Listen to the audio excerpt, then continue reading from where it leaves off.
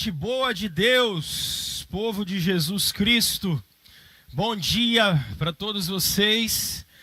Que saudade, que saudade. Nós estamos aqui no templo, estamos hoje em 4 e enquanto estávamos na liturgia, momentos vieram à minha cabeça de uma história toda que temos aqui. E a oração que a gente faz é para que o Senhor Jesus, o Rei do Universo, que Ele nos conduza a um tempo para voltarmos como comunidade, a fazermos juntos aquilo que nós vamos fazer a eternidade toda. É bom demais estar aqui com vocês hoje. Sejam bem-vindos à adoração a Jesus Cristo. Tudo aqui é para Jesus. Tudo aqui é por causa de Jesus. Ele é o Senhor da vida de vocês. Se não fosse o crucificado de Nazaré, se não fosse aquele Galileu se entregar naquele dia, o Filho de Deus, o Deus encarnado, nós não estaríamos aqui. Mas Ele foi bom, o Pai foi bom a nos amar, enviar o seu Filho, aquilo que Ele tinha de melhor, para que a gente pudesse ter vida, ser perdoado, sermos filhos de Deus. E hoje, o que está unindo a gente aqui, com vocês que estão aí e com toda a cristandade na terra, é o Espírito, Deus Espírito Santo, aquele que veio continuar a obra de Jesus. E se estamos aqui hoje, é porque o Deus Espírito Santo foi derramado por causa da glória de Cristo. E Ele está aí com vocês, Ele está aqui comigo, e por toda a terra se ouve a voz de Jesus, porque o Espírito veio dar testemunho daquele que ressuscitou dos mortos. E é por isso que nós estamos aqui. Se você não é membro da nossa comunidade, obrigado por se juntar a nós nesses últimos dias. Não tem sido dias fáceis, dias estranhos, dias esquisitos, mas graças ao bom Jesus, que temos esse canal para podermos juntos continuarmos firmes na adoração ao Senhor. Ele está no meio de nós. Ele está sendo glorificado. Hoje, nós chegamos no último episódio da nossa série deste mês, mês de abril. Conversamos com vocês sobre um outono para renovar a vida. Conversamos sobre renovar sabedoria. Conversamos sobre renovar esperança. Conversamos sobre renovar força. E hoje, queremos conversar com vocês sobre um outono para renovar a vida num outro aspecto. Antes, porém, deixe-me chamar o maior pregador do século XIX, Charles Haddon Spurgeon. Spurgeon, nascido em 1834, na Inglaterra, a Inglaterra vitoriana. Vamos conversar sobre isso daqui a pouco. Spurgeon tem uma frase interessante porque ele diz: doce. Doce é a estação da primavera. A primavera é extremamente doce. E aí eu queria que você levasse a sua mente e o seu coração até o final do ano, aqui no Hemisfério Sul, quando nós começamos a tirar aquele inverno frio e começamos a ouvir o canto dos pássaros voltando, começamos a ver a temperatura esquentando um pouco mais, aquela brisa fria de inverno começa a ir embora e a doçura da primavera. E nós podemos voltar aos passeios, nós podemos voltar a ouvir não só esse canto dos pássaros, mas as árvores de uma maneira mais vicejantes. E o Spurgeon dizia que doce é a estação da primavera, e eu concordo com o Spurgeon. O longo e melancólico inverno nos ajuda a apreciar o seu calor genial e a expectativa do verão aumenta o seu encanto. Eu começo com essa frase, pessoal, porque nós estamos vivendo já 45, 50, daqui a pouco 60 dias tensos, em que não sabemos o que está acontecendo mundo afora. Nós temos uma quarentena e um isolamento vertical, horizontal, medicamentos que funcionam, não funcionam. Enfim, para nós no Brasil ainda está um pouco pior, porque além de uma crise sanitária, além de uma crise automaticamente econômica, nós estamos vivendo crises há muitos anos políticas, especialmente de 2013 para cá. Então, o que para nós aumenta a nossa insegurança de uma maneira maior, e a expectativa de uma primavera existencial nos chama a atenção. Embora o que se aponta para nós talvez seja um inverno rigoroso, e nós não sabemos disso. Por isso nós tiramos esse tempo para que o outono existencial seja um tempo e um momento de nós renovarmos as nossas forças. E eu chamo Spurgeon para a nossa conversa, porque, como eu disse para vocês, Spurgeon nasce em 1834, período em que a Revolução Industrial está bombando. E a era vitoriana da Rainha Vitória, que vai de 1839, 40 até 1901, alguns dizem que até 1907, é um período em que a Inglaterra começa a conviver com um avanço da Revolução Industrial. Qual é o problema? O problema é que por milênios a sociedade viveu no campo e agora eles vão para a cidade. Então, aquele monte de gente vivendo em favelas ao redor de Londres gera pragas e pestes. E Spurgeon nasce num contexto sanitário terrível, de sofrimento muito grande. Pessoas trabalhando dezenas de horas nas fábricas que não paravam. E a periferia de Londres, especialmente, com uma condição sanitária terrível.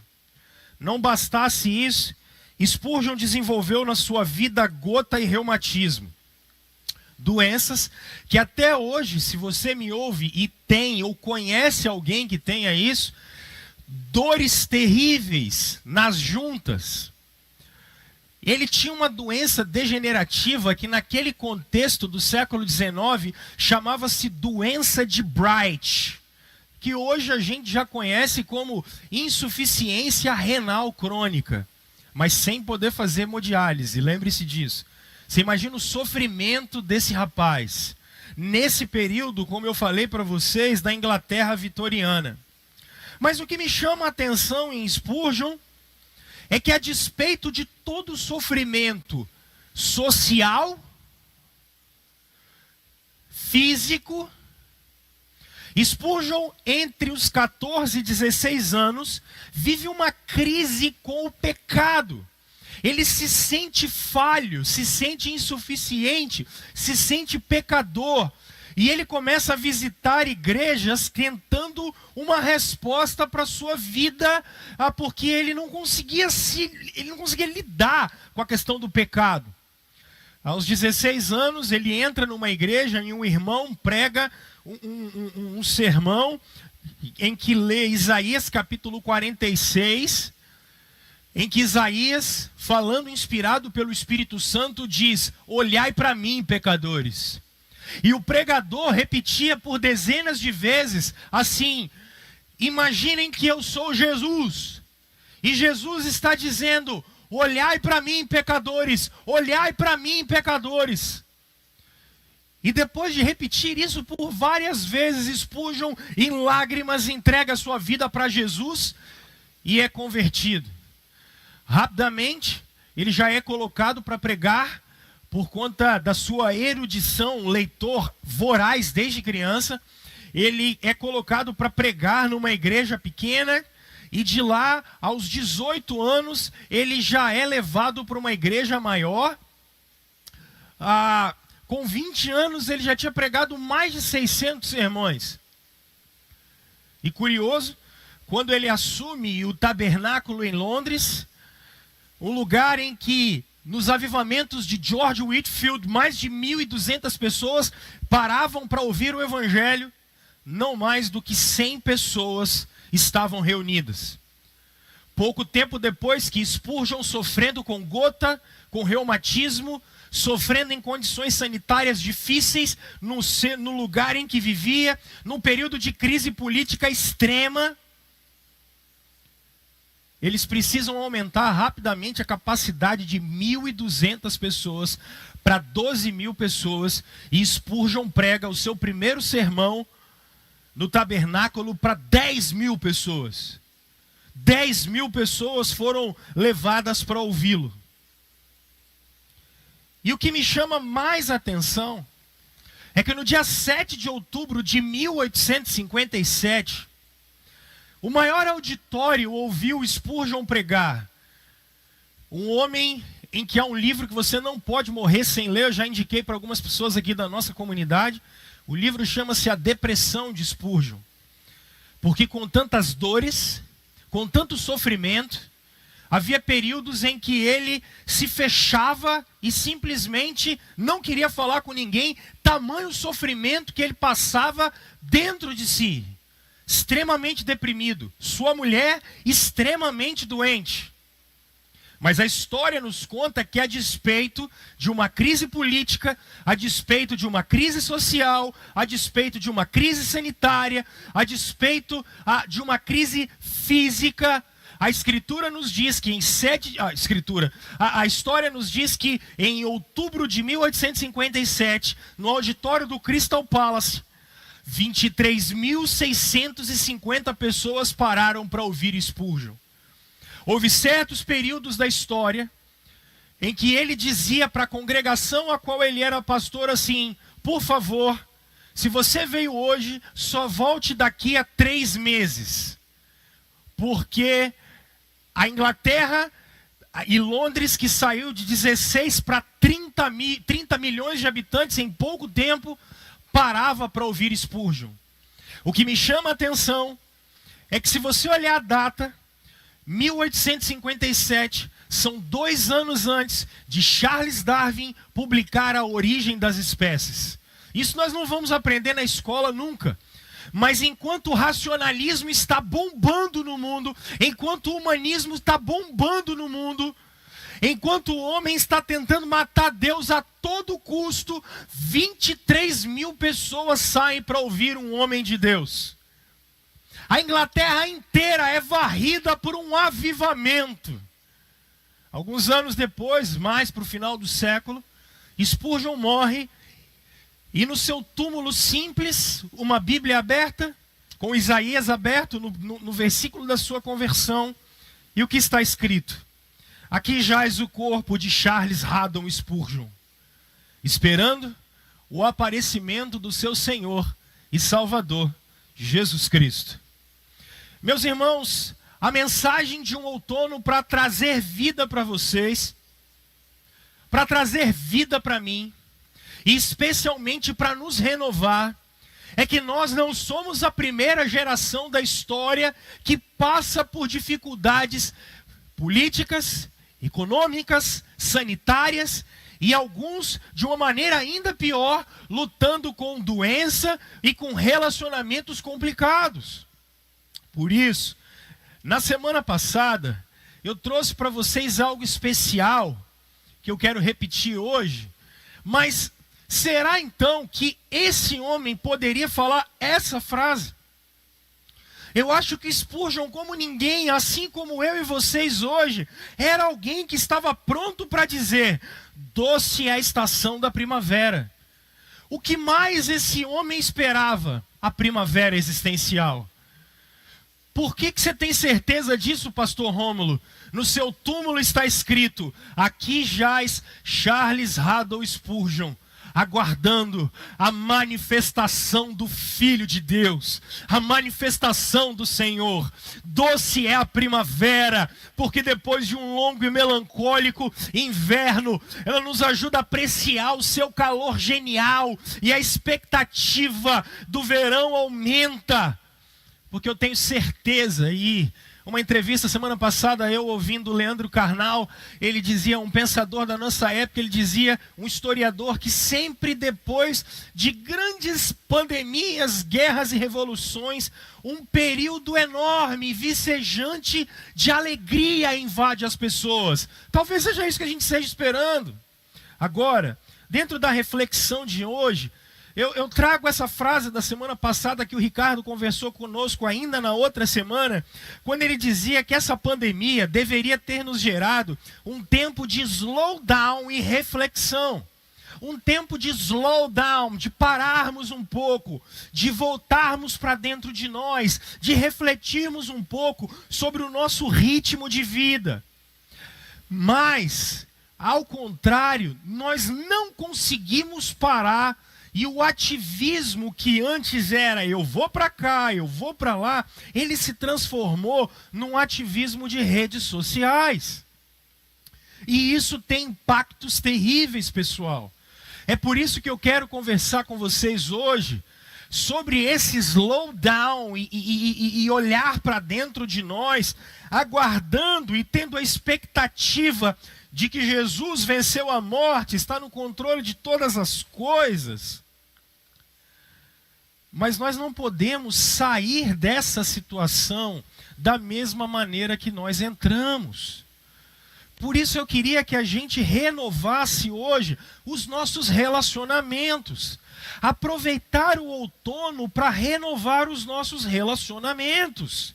Para isso, eu queria convidar vocês a nós lermos Mateus capítulo 22, dos versos 34 a 40. Mateus 22, 34 a 40. Vocês que são da comunidade, nós mandamos para vocês anteriormente. Como não estamos presencialmente, a gente está tentando facilitar ao máximo a comunicação com vocês e tentando dar ao máximo o melhor para que você possa aproveitar o máximo possível. Já sabe, bloco de notas na mão, caneta na mão, caderno na mão, bora anotar e bora aprender. Não desperdice a pandemia. Não desperdice o outono que estamos vivendo, porque se formos levados ao inverno, os princípios e valores de Deus é que vão te guiar, os princípios e valores de Jesus é que vão te guiar. Mateus capítulo 22, verso 34, a Escritura nos diz assim: ao ouvirem dizer que Jesus havia deixado os saduceus sem resposta, os fariseus se reuniram. Um deles, perito na lei, o pôs à prova com esta pergunta: Rabi, mestre, qual é o maior mandamento da lei? Respondeu Jesus: ame o Senhor, o seu Deus, de todo o seu coração, de toda a sua alma e de todo o seu entendimento. Este é o primeiro e maior mandamento. E o segundo é semelhante a ele: ame o seu próximo como a si mesmo. Destes dois mandamentos depende toda a lei e os profetas. Jesus está dizendo, toda a lei, Gênesis, Êxodo, Levítico, Número e Deuteronômio, e os profetas, todo o Antigo Testamento depende dessas duas leis. Bom, contextualizando vocês, irmãos, vamos pensar no seguinte: Evangelho de Mateus, possivelmente segundo evangelho escrito, é derivado do Evangelho de Marcos. No primeiro século, quando os apóstolos começam a morrer e a perseguição começa a aumentar na vida da igreja, o primeiro evangelho a ser escrito por Marcos, aquele mesmo João Marcos que brigou com Paulo, que é cuidado por Barnabé, e depois e a história nos diz que ele vira um discípulo de Pedro, sob a autoridade apostólica de Pedro. O evangelho de Marcos, lá pelo ano 53, 55, começa a circular. Um evangelho segundo que vai circular é exatamente o evangelho de Mateus. E o evangelho de Mateus, se você observar já no primeiro capítulo, ele é escrito para judeus. Por isso, em Mateus capítulo 1, você observa que o texto começa dizendo logo a genealogia de Jesus. Porque se Marcos é escrito para romanos, se João é escrito para gregos, Lucas é escrito para todo tipo de gentio, Mateus é escrito para judeus. E qual é o objetivo do Espírito Santo ao inspirar o apóstolo de Jesus, Mateus, com este texto? O objetivo do Espírito Santo, em primeiro lugar, é entendermos a missionalidade de Deus. Percebam, um evangelho é escrito para romanos, um evangelho é escrito para gentios, um evangelho é escrito para todo tipo de pessoa e outro evangelho é escrito só para os judeus. A ideia aqui é que a história deve ser contada para todos os povos, para todas as tribos, para todas as línguas, para todas as nações. O Espírito Santo estava sendo intencional já na hora de inspirar os evangelhos. Os gregos com a sabedoria precisam do evangelho e os judeus com a religião precisam do evangelho.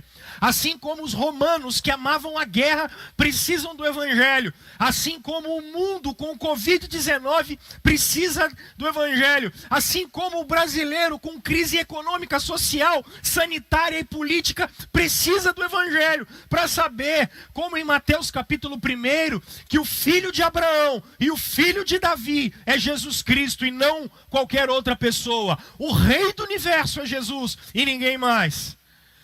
Por isso vocês vão perceber na leitura e devocional de vocês do livro de Mateus que Jesus aqui é o evangelho que ele mais se conflitua com fariseus.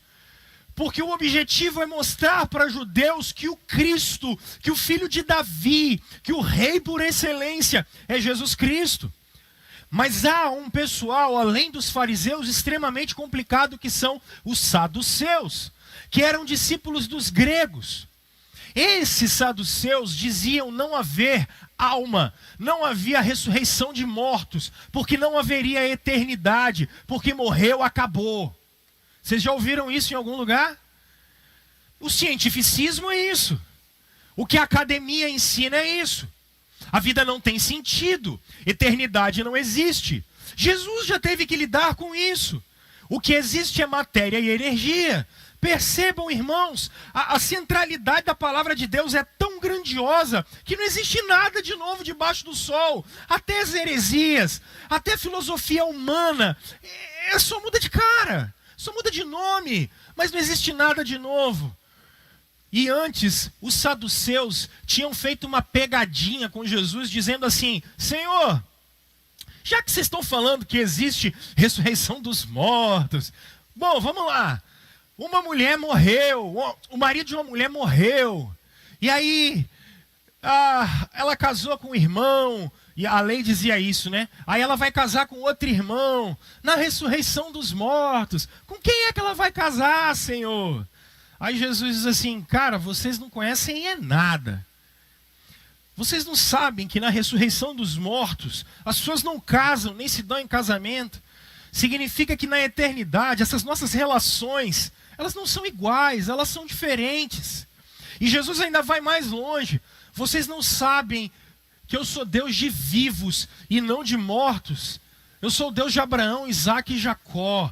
Jesus está dizendo que quando nós morremos, nós continuamos conscientes. Não tem essa psicopaniquia, esse sono da alma.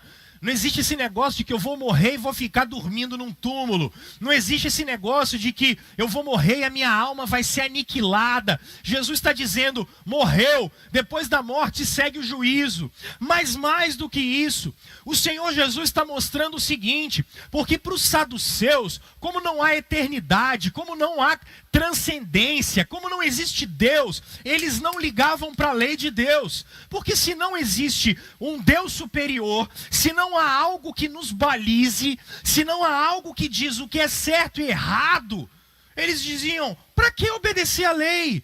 Comamos e bebamos porque amanhã a gente vai morrer. É isso que está aqui nesse contexto. Me chega um escriba no verso 34, dizendo: Senhor, e Marcos capítulo 12 vai trazer essa história também. E Marcos capítulo 12 vai mostrar que isso aqui é diferente. Esse cara não está querendo testar Jesus. Na verdade, ele está corroborando com Cristo. Porque essa história de que cada um faz o sentido da vida, cada um diz o que é certo e errado, Jesus está dizendo: isso é furada, isso é roubada, isso não é verdade. Cada um faz o que quer para ser feliz. Jesus está dizendo: isso é mentira. É esse o diálogo dele com os saduceus. Esse cara chega para ele e falou bem assim: então tá bom, Senhor. Se Deus existe, Se o sentido da vida existe aqui, deixa eu só fazer esse paralelo. Por que eu estou dizendo que Deus tem que existir? Porque se não existe Deus, como Dostoiévski dizia, tudo vai ser permitido. Qualquer coisa vai ser convenção coletiva. É por isso que no mundo de hoje não existe mais homem e mulher. Não existe mais certo e errado. Cada um faz o que quer. Jesus está dizendo, não, não. Esse texto é atualíssimo. É por isso que Jesus está dizendo assim, olha só, o escriba está dizendo, já que Deus existe, então, Senhor Jesus, qual é o maior mandamento? Porque a lei de Moisés nos deixou 613 leis. Moisés nos deixou 613 leis. E desde a escola de Hillel, o avô de Gamaliel, que foi quem educou Paulo, eles tentavam pegar esses 613 mandamentos, essas 613 regras, e trazer em uma só. E isso era chamado em Israel de Shema. Por que Shema? Porque vários rabinos no passado afirmavam exatamente o que Jesus falou aqui. Qual é o maior mandamento? Jesus cita Deuteronômio capítulo 6, verso 5. Ouve, ó Israel, Shema Israel. Ouve, ó Israel, o Senhor, o nosso Deus, é um único Deus. Por isso, o cara diz para ele, uau, e aí Jesus fala assim, mas espera aí, tem um outro mandamento semelhante a esse. E isso nenhum rabino na história tinha feito. Amar o próximo como a si mesmo. E Jesus está citando Levítico 19, verso 18. Ame a Deus e ame ao próximo. E a expressão próximo aqui, para um judeu no primeiro século, é amar outro judeu. Só que Jesus está quebrando essa regra, porque a expressão que ele coloca é: você não tem que amar outros judeus, você tem que amar qualquer pessoa que seja semelhante a você. Isso aqui na história do povo é novo. É por isso que Jesus vai contar a parábola do bom samaritano. Dito isso, feita essa introdução, e essa narração, eu acho que nós precisamos entender que o primeiro relacionamento que precisa ser resgatado nesse outono, o primeiro relacionamento que precisa ser revisto nesse outono, é o relacionamento com o Senhor. Percebam que o texto bíblico diz exatamente isso para nós, quando ele diz assim: ame o Senhor, o seu Deus, de todo o coração, de toda a alma, de todo o teu entendimento. Este é o primeiro e o maior mandamento.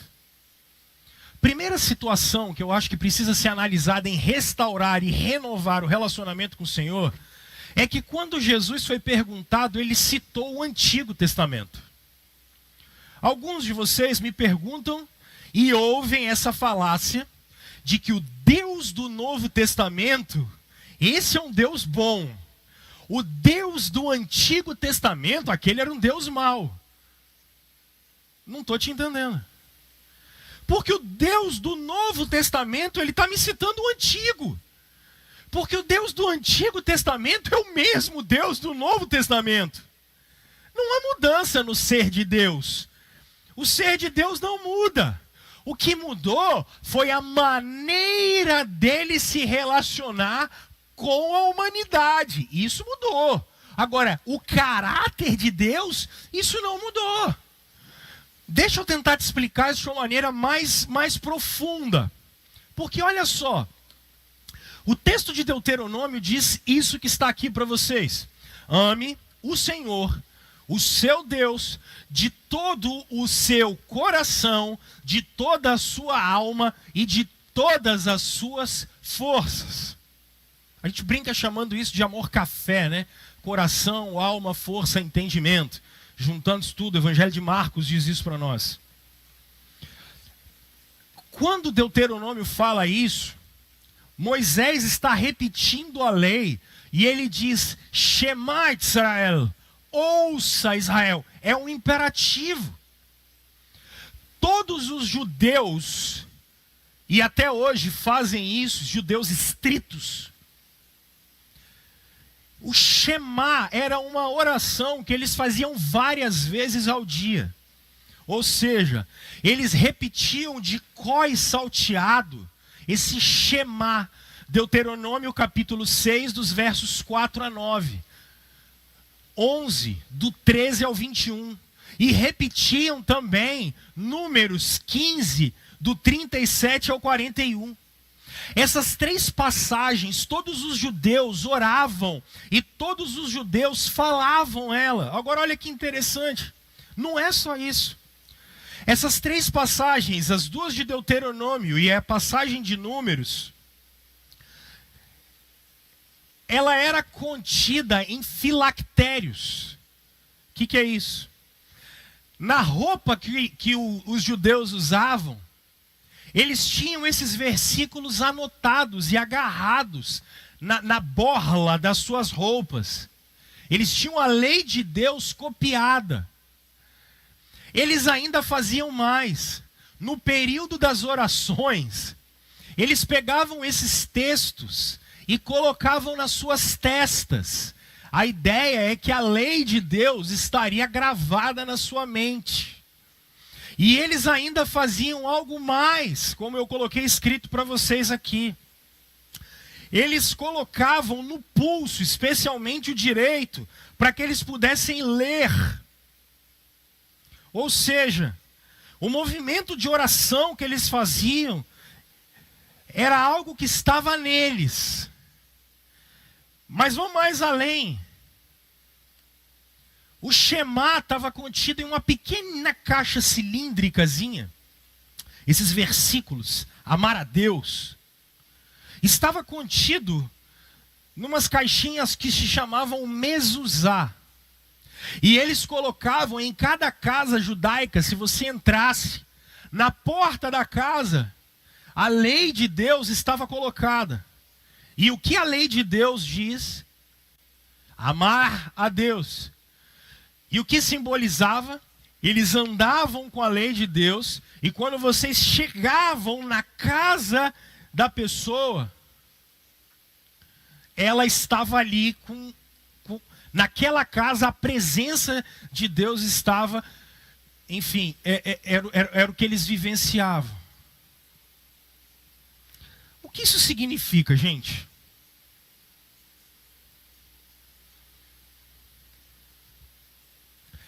Shema, ouve, ó Israel, e amar a Deus, deveria ser essas 4 sentenças que eu coloquei para vocês aqui.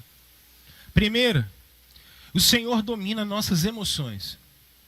Segundo, o Senhor precisaria dirigir os nossos pensamentos. Depois, o Senhor deveria ser o motor das nossas ações. E o terceiro, e o quarto, uma rendição completa do adorador. É isso que o Shema deveria significar. Pessoal, sejam sinceros.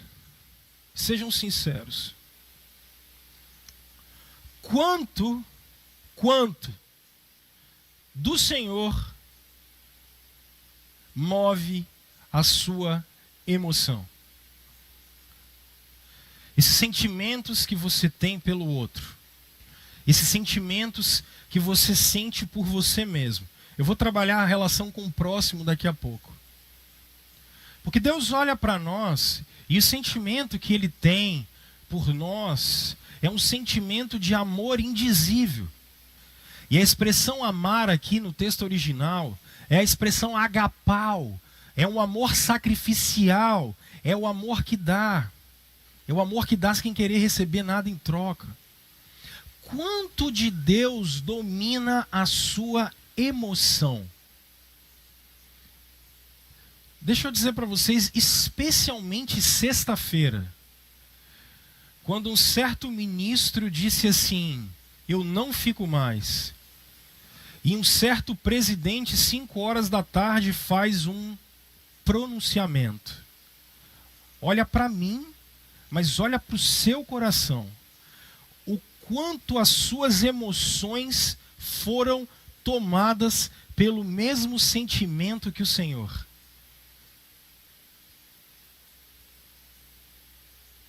Quantos seus pensamentos foram tomados pelo mesmo pensamento que o Senhor?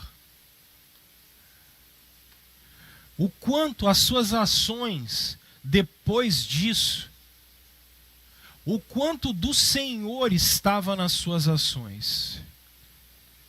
Isso começa a apontar se amamos a Deus de todo o nosso coração. Percebe?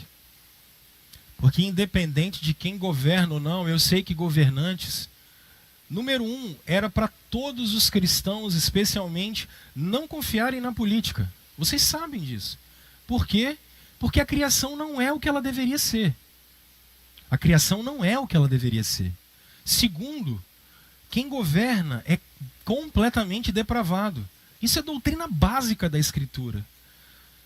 Então, nós somos ou inocentes ou idólatras. Quando nós colocamos em sistemas humanos que, por melhores e mais arquitetados que sejam, eles vão dar errado. Porque estamos num sistema caído, com pessoas caídas, e vocês ainda acham que isso vai resolver o problema do mundo. Ou é inocência, ou idolatria. Quem é você? Eu estou dizendo isso porque períodos de outono existencial e sanitário, econômico, político, como nós estamos vivendo, deveria gerar em nós uma rendição completa. E o que é uma rendição completa? Percebam, os judeus tinham na sua porta da casa, na sua mão direita, na sua mente, eles tinham por onde iam escrito amar a Deus, mas não tinham no seu coração a palavra de Deus. Porque quando Jesus conta a parábola do bom samaritano, o que é que acontece com eles? Eles estão cheios de raiva e de ódio. Porque um samaritano não poderia ser aquele que seria o próximo deles. Rendição completa. Quem está no governo da história? Jesus. E a narrativa bíblica é tão incrível que ela diz que naquele momento, quando nosso Senhor morreu, o véu do santuário rasgou-se em duas partes, do alto a baixo. A terra tremeu e as rochas se partiram. Shema Israel, Shema igreja. Sabe o que significa? Significa que Jesus, o que é o véu do santuário? Quando nós fomos expulsos do jardim, por conta dos nossos pais, porque estávamos representados por eles, quando fomos expulsos do jardim, o Senhor colocou em volta do jardim anjos com espadas de fogo que fariam com que não pudéssemos voltar até ele. Mas ele forma um povo, e esse povo hoje é a igreja. Só que quando ele vai voltar para se relacionar com esse povo, ele vai habitar num tabernáculo, ele vai habitar num templo, mas nesse templo ninguém pode entrar, só uma vez por ano um sacerdote poderia entrar, e ele ainda entrava com um sininho amarrado aqui, porque se o sino parasse, é porque a glória de Deus tinha fulminado ele lá dentro. E o que dividia a glória de Deus do povo? Exatamente um véu azul, com querubins, um olhando para o outro. Era a porta do jardim fechada, era a porta para a presença de Deus fechada. Era um Deus escondido, que nós precisávamos cumprir rituais para poder agradá-lo. Nós não tínhamos essa liberdade de chegarmos perto dele por conta do nosso pecado. Agora esse mesmo Deus, na segunda pessoa da Trindade, ele encarna, ele vem até essa terra, ele nasce no nosso lugar, ele cresce no nosso lugar, ele é batizado no nosso lugar, ele é cheio do Espírito Santo no nosso lugar. Ele vai para a cruz e morre em nosso lugar, ressuscita em nosso lugar.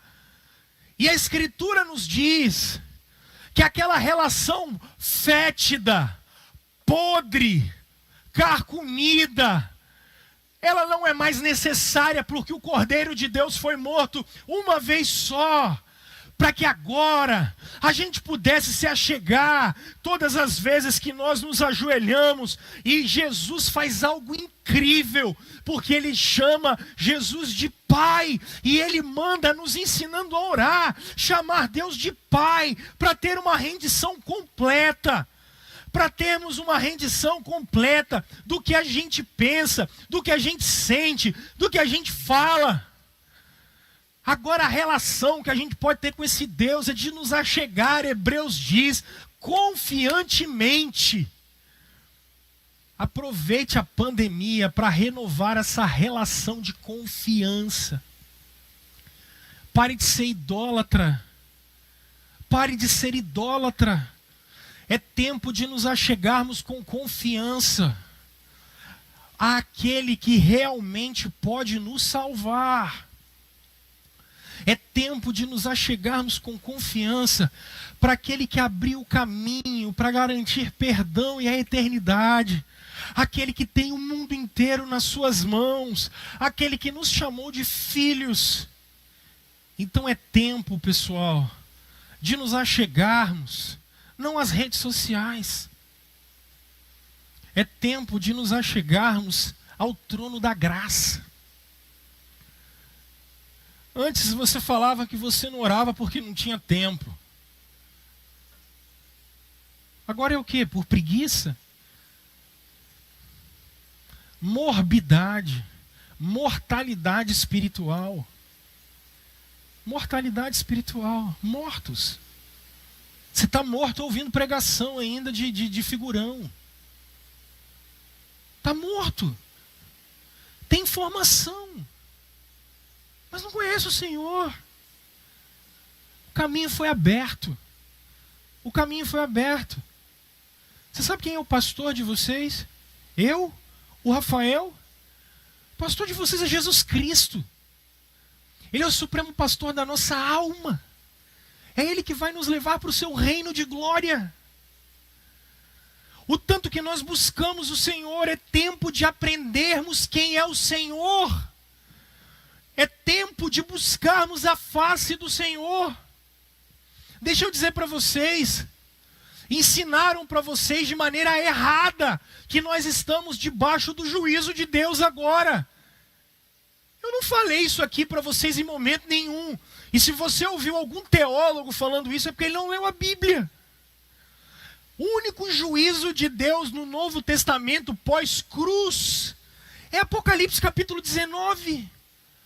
Todos os outros juízos que acontecem na terra, todas as trombetas de Apocalipse, todos os cálices da ira de Deus, tudo é por conta da nossa idolatria. Romanos capítulo 1, Paulo deixa isso muito claro. Vocês não estão embaixo de um juízo de Deus, nem eu. As guerras não foram um juízo de Deus. As guerras são por causa da nossa idolatria. Deixa eu te explicar isso.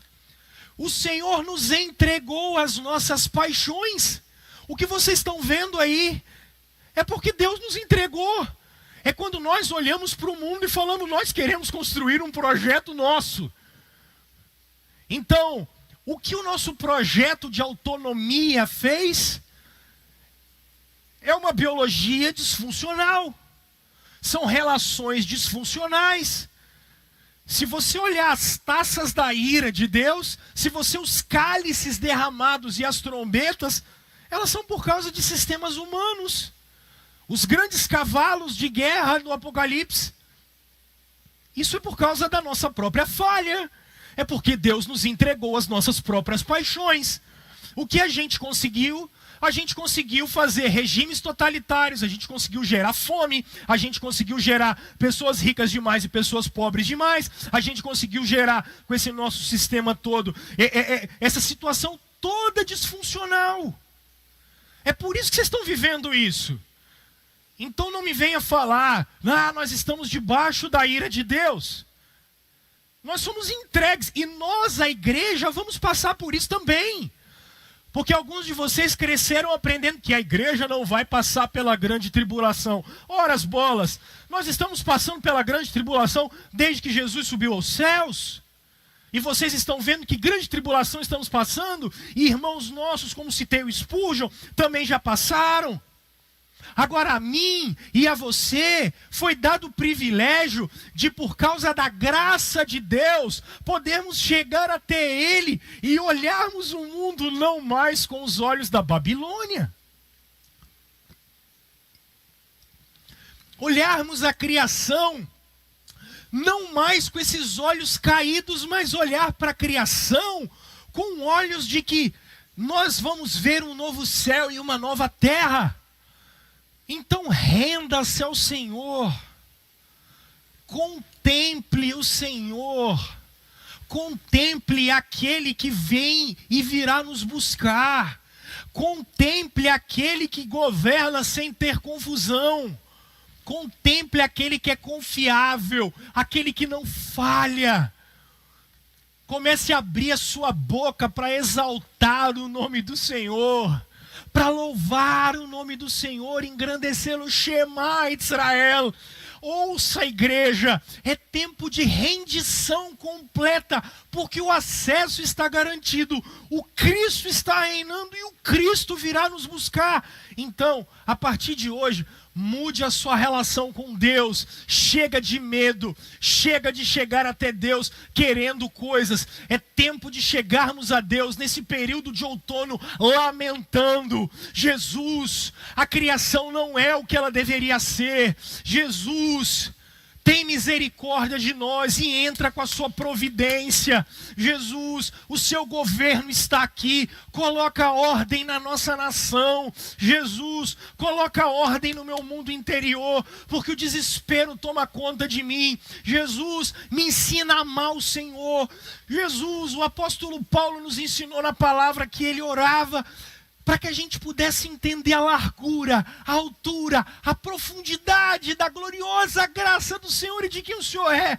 Jesus, eu posso estar no inverno, mas deixa eu te conhecer, mas deixa eu te ver. A igreja primitiva começa a ser perseguida, os apóstolos tomam um pau da liderança, e eles saem felizes, dizendo assim, a gente pode sofrer por causa do nome de Cristo. Ouça, rendição completa. Aproveite esse tempo para se apaixonar pelo Senhor. Aproveite esse tempo para clamar e não desista dizendo: Senhor, eu quero viver para o Senhor. Senhor, eu quero ver mais do Senhor. Senhor, eu quero ver coisas do Senhor. Relacionamento com Deus. Segundo, pessoal, o nosso relacionamento com o próximo. É tempo de restaurar isso. É tempo de renovar o nosso relacionamento com pessoas. E o segundo é semelhante a ele. Ame o seu próximo como a si mesmo. Engraçado é que a expressão usada para amar o próximo é a mesma usada para amar a Deus. Agapau. Por isso Tiago diz: se você não ama o irmão a quem você vê, como você diz que vai amar o próximo, a Deus, a quem você não vê? Ok? Jesus está desafiando a gente a amar os outros como nós dizemos que amamos a Deus. Você tem noção do que é isso? Você tem noção da profundidade disso? Eu trouxe para vocês o Caravaggio. Até parece, né? Quem dera. Eu sou louco para ir em Roma. Falei com a Aline hoje de manhã: Aline, eu sou louco para ir em Roma, porque algumas obras do Caravaggio estão em Roma. E ele é um pintor renascentista. E ele tem obras incríveis. Eu sou apaixonado por essas coisas. Eu confesso que eu não sou um estudioso, não entendo. Mas esse é o Narciso de Caravaggio. Eu acho fantástico. Não sei se vocês gostam disso, mas depois você pode procurar aí no Google. Ele pinta com detalhes, sabe? Sombra. E ele faz o reflexo. Porque Narciso, segundo Ovídio nos conta, é um mito grego. Ovídio, um historiador grego, conta a história de Narciso. Narciso era muito bonito. E por conta da sua beleza, ele não olhava para as pessoas e ele achava que ele era o cara. E até mesmo as ninfas, as virgens lindas, ele não dava moral para elas. E uma das ninfas ficou muito aborrecida, chamada Eco. E ela vai até a deusa Nêmesis, que é a deusa da retribuição. E ela conversa com Nêmesis e Nêmesis resolve dar uma maldição para Narciso. E se ele se contemplasse no espelho e ele visse a própria imagem dele, ele morreria. E um dia ele vai até o lago de Eco, e lá, quando ele vê a própria imagem dele, ele fica tão entorpecido, ele fica tão estatelado com a beleza que ele viu, que quando ele sai dali, ele não consegue mais comer, beber, interagir com ninguém, e ele morre sozinho, porque ele ficou cego pela própria beleza dele. Incrível, não é? Engraçado que Caetano Veloso tem uma música, logo que ele chega em São Paulo, vindo da Bahia, e o nome dessa música é Sampa. E Caetano, é aquela música, né? Alguma coisa acontece no meu coração, que só quando cruza Ipiranga e a Avenida São João. Aí é legal que ele diz assim: Narciso sempre acha feio o que não é espelho. Vocês percebem que frase grandiosa? Sempre que alguma coisa foge do nosso controle, a gente acha feio. Sempre que alguma coisa não é do jeito que a gente quer, está errado. Sempre que alguém não é do jeito que a gente queria que ela fosse, essa pessoa não é suficiente. Ela não é boa. E é engraçado que a palavra narciso significa, ela vem da raiz grega narque, que significa entorpecido. De onde também vem a palavra narcótico, que é aquilo que deixa você entorpecido. Drogas deixam a gente narcolépticos. E narciso significa exatamente vaidade e insensibilidade.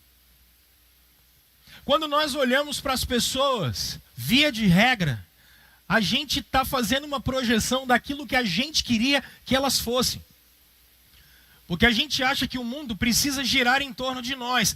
Aliás, eu tenho a impressão, e eu vi um filósofo ontem falando, que essa pandemia, ela mostrou com certeza que o homem do século XXI, ele tem certeza que o homem do século XXI tem certeza que o mundo gira em torno dele. A gente realmente acha que tudo tem que funcionar do jeito que a gente quer, na hora que a gente quer, da maneira que a gente quer. As gerações passadas não pensavam assim, mas a gente nunca está satisfeito com a nossa esposa, porque a gente sempre queria que ela fosse de um outro jeito. O jeito que vai me agradar o tempo todo. Eu nunca estou satisfeito com os meus filhos, porque a gente sempre quer alguma coisa diferente deles. Aliás, isso é tão interessante que Nelson Rodrigues falava isso na década de 70 ainda. O Nelson dizia que você poderia ter a melhor parceira do mundo, que ela ainda seria insuficiente. O homem do século XXI, ele é tão vaidoso e tão insensível que ele acha que tudo tem que ser do jeito dele. Por quê?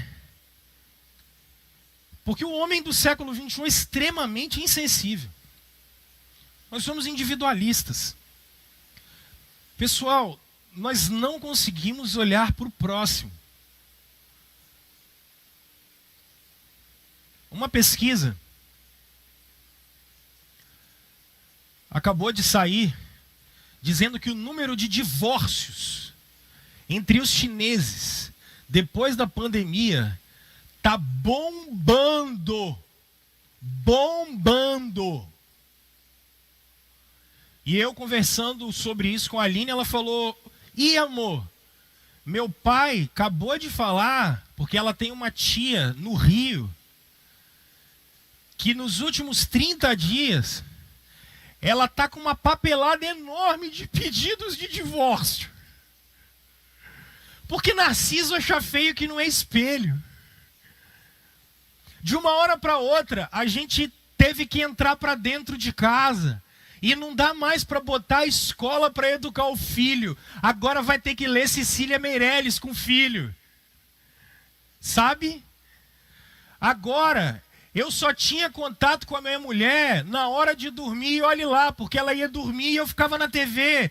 Ela ia dormir e eu ficava no celular. Agora eu vou ter que ficar com essa pessoa 24 horas por dia. E eu não posso sair. Agora é a hora de eu conhecer quem realmente mora debaixo do meu teto. Se você mora em prédios familiares, agora a pandemia trouxe para nós, eu vou ter que conviver com quem mora embaixo de mim, em cima de mim. Esse vizinho chato do lado, que só faz barulho. O da frente, que está batendo panela, enquanto fulano de tal está lá fazendo um pronunciamento. O bairro está todo calado, mas ele está lá batendo panela. Eu vou ter que ouvir esse cara. Eu vou ter que ouvir o pessoal do meu condomínio. Eu vou ter que conviver com pessoas que eu não via. Por quê? Porque nossa geração do século 21, como é? Se você faz mal para mim, o que eu faço com você no meu Facebook? Eu te deleto, eu te bloqueio no meu WhatsApp, eu te deleto do meu Instagram, eu paro de seguir você, eu não olho mais o seu status. Se eu tive problema com você no passado, o que eu faço? Eu não vou mais visitar você, se você é um parente meu. Eu simplesmente falo assim: com você eu não falo mais, com você eu não converso mais. Por quê? Porque Narciso acha feio que não é espelho. Porque não é do jeito que eu quero. Porque se relacionar com pessoas é difícil. Porque você tem que engolir coisas e gente que não é igual a você é difícil. Porque nos ensinaram no século 21 que a gente é o centro do mundo. Nos ensinaram no século 21 que tudo tem que ser do meu jeito. Mas eu quero dar uma outra saída para vocês. Porque Jesus está mandando eu amar o outro. E quando Jesus ressuscitou dos mortos, ele estava ligando a raça humana. E por que eu amo o outro? Não é por caridade. Não é para arrumar um lugar no céu. Por que existem direitos humanos e os protestantes puritanos brigaram tanto por direitos humanos e que dizem que isso é da Revolução Francesa? Mentira. Porque se não fosse o conceito de imagem e semelhança, nós não teríamos direitos humanos até hoje. Porque os puritanos entendiam que por sermos imagem e semelhança, não há brancos, não há negros, não há pobres, não é ricos, Cristo é tudo em todos. Porque todos são imagem e semelhança. Então eu preciso respeitar, amar, às vezes tolerar, porque o outro do lado também tem que me tolerar. A cruz trouxe e derrubou um muro que não precisa mais existir, um muro que o pecado trouxe para nós. Mas Narciso sempre acha feio que não é espelho. E eu queria trazer uma reflexão para vocês. Eu trouxe uma música e eu queria pedir que você prestasse atenção nela 1 minuto. Pedir os meninos para soltar. Preste atenção na letra dessa música, por favor.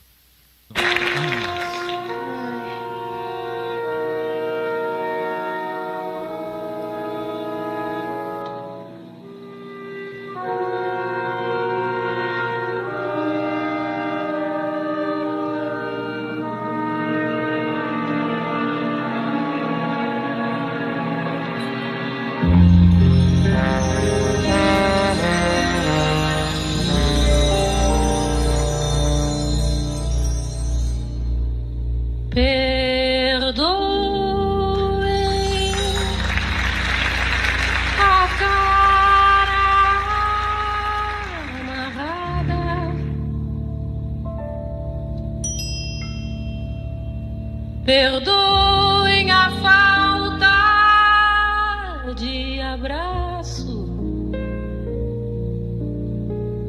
perdoem a falta de espaço. Os dias eram assim.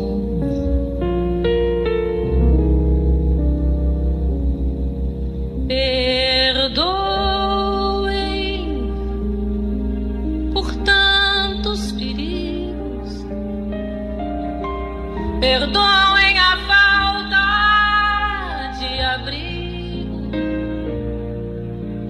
perdoem a falta de amigos. Os dias eram assim. Perdoem a falta de folhas, perdoem a falta de ar, perdoem a falta de escolha. Os dias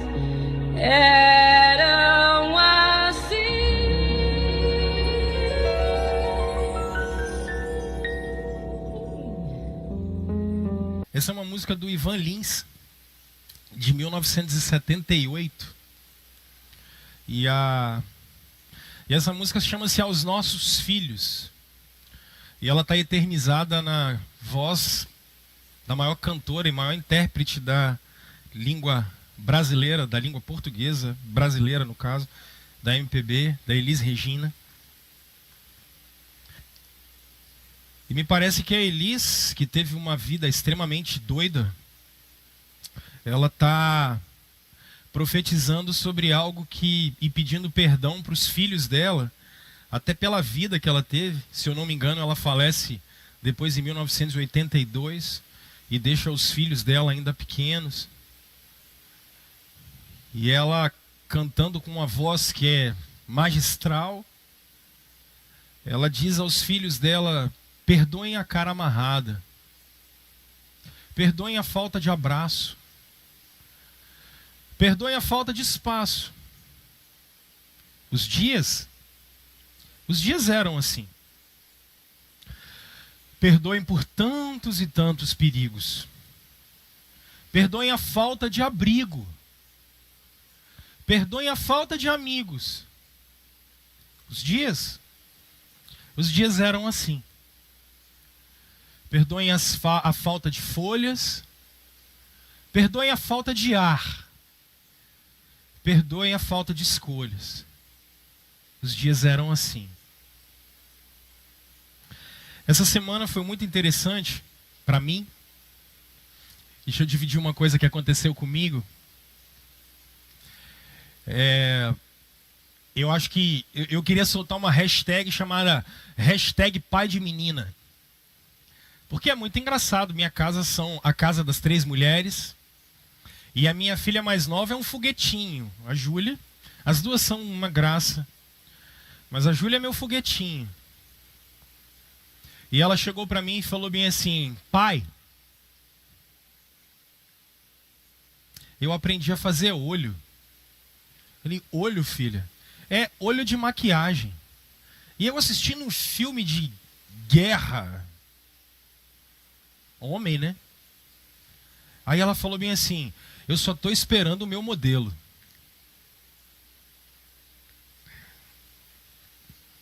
E eu fiquei pensando, eu adoro a Elis Regina. Eu ouvi a Elis Regina a primeira vez com 10 anos e eu fiquei pensando nessa música. E eu falei: filha, espera só um pouquinho, porque papai já vai. Deixa acabar o filme. E daí ela foi lá e fez um olho. E ela pintou o olho. E virou um brilho no meu olho. E não contente com isso, ela falou: pai, eu sei fazer outro olho. Aí ela virou no outro olho. Quando terminou, eu tava uma beleza, né? E me lembrou numas semanas atrás, quando a gente pôde parar, eu, ela e a Elis, e a gente pôde assistir a saga do Harry Potter em 7 dias. E não contente com isso, a gente assistiu O Senhor dos Anéis. Só que enquanto O Senhor dos Anéis não chamou nada a atenção dela, ela usava a maquiagem e o pó número 4 de um lado e o pó número 5 do outro. E quando terminava, ela apagava tudo e limpava e mudava. E eu ficava pensando assim, um dia isso vai acabar.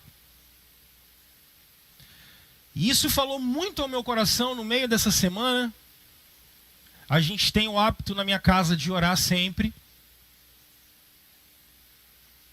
Só que essa semana me deu uma vontade assim, eu falei, vou brincar com as crianças de uma outra coisa. Falei, galera, desliguem a televisão, cada um pega a sua Bíblia e é tempo de brincar. Não deu 10 segundos, elas estavam do meu lado. E enquanto eu brincava com elas de quem acha o versículo mais rápido, eu pensei, daqui a alguns anos não vai adiantar eu chamar, porque elas não vão vir. E me parece que o Ivan Lins sabia disso, porque ele disse, e quando passarem a limpo, e quando cortarem os laços, e quando soltarem os cintos, façam a festa por mim. E quando lavarem a mágoa, e quando lavarem a alma, e quando lavarem a água, lavem os olhos por mim. Quando brotarem as flores, quando crescerem as matas, quando colherem os frutos, digam o gosto para mim. Eu não quero que minhas filhas cresçam e tê-las longe. Eu não quero no futuro ter que pedir perdão porque eu não me relacionei com elas. Eu não quero passar essa pandemia sem ter tempos com a minha esposa que eu nunca pude ter. E talvez ter conversas com ela que eu nunca tive. E esse outono, para renovar os relacionamentos, é para que você, com aqueles que estão dentro da sua casa, possa ter um tempo de qualidade com o qual talvez você nunca teve. Para conversar sobre coisas que você nunca conversou. Para fazer coisas que você nunca fez. Para ler aquilo com as pessoas que estão com você, coisas que você nunca leu. Assistir filmes que você nunca assistiu. Mas eu vou um pouquinho mais longe. Talvez chegar para pessoas as quais você se desentendeu há tanto tempo e olhar para elas e talvez ter que pedir perdão. Para que quando chegue mais para frente, a gente possa se relacionar de uma maneira diferente. Talvez é a hora de ligar para o pai, que a gente não fala há muito tempo, ligar para os filhos, que a gente não fala há muito tempo, ligar para um irmão, que a gente não fala há muito tempo.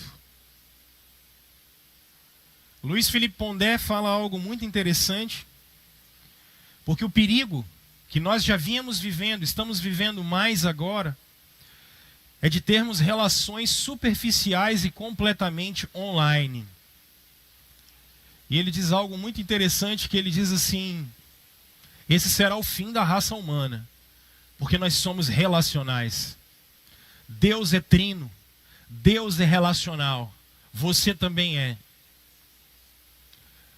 Com quem você precisa se reconciliar? Pessoas que você precisa se aproximar. Gente boa, que você precisa estreitar laços. Talvez elas estejam dentro da sua casa. Mas é tempo de restaurar relacionamentos. Relacionamentos em todas as esferas. Menos brigas, menos narcisos, mais amor, mais agapau, mais tolerância, mais compreensão, mais tete a tete, mais contato, mais amizades sinceras, mas relacionamentos genuínos e verdadeiros. Menos máscaras, mais entrega. Você pode se perguntar, pastor, o que eu faço com isso? Anota essa frase aí, irmão. Não desperdice a quarentena. Pastor, você é maluco? Não desperdice a quarentena. O Senhor nos deu a quarentena, meu irmão.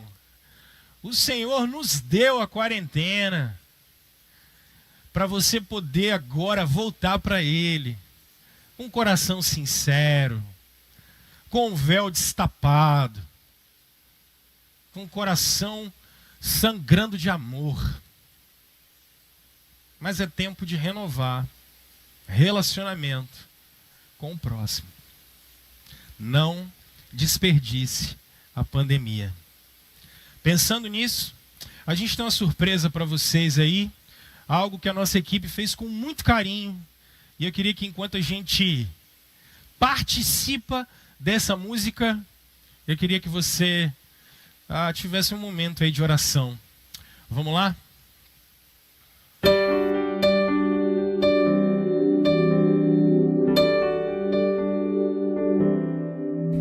Recebi um novo coração do Pai,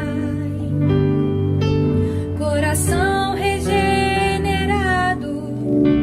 coração transformado, coração que é inspirado por Jesus. Como fruto deste novo coração, eu declaro a paz de Cristo, te abençoo, meu irmão, preciosa